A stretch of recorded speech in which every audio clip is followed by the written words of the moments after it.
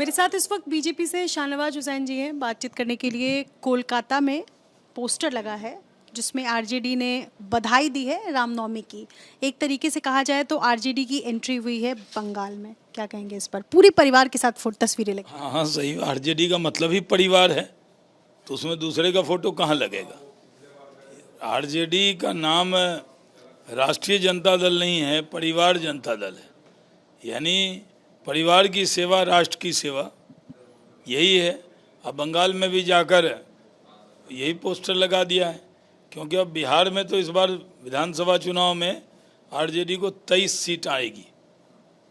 मैंने क्या था 0 पे आउट होगी, लेकिन मेरा जो आकलन है उसको नोट करके एबीपी पे रखिएगा। 23 सीट आने वाली है। कौन सी है ये 23 सीट? एक आध अगर आप बता दें आकलन के हिसाब से। वो बता देंगे तो ठीक नहीं रहेगा, लेकिन विपक्ष के नेता के पद लायक भी सीट उनको नहीं आने वाली है।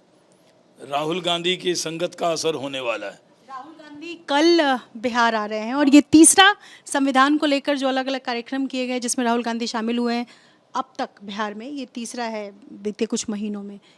क्या कहेंगे इस पर?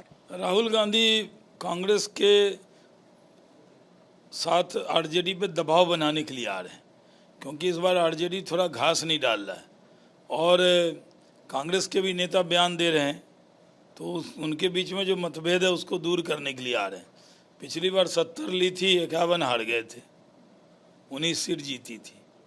इस बार सिंगल डिजिट में रहने वाली है कांग्रेस, और इसलिए लालू जी उनको सीट भी नहीं दे रहे हैं, तो इसलिए दबाव बना रहे हैं राजद पे, इसलिए आ रहे हैं।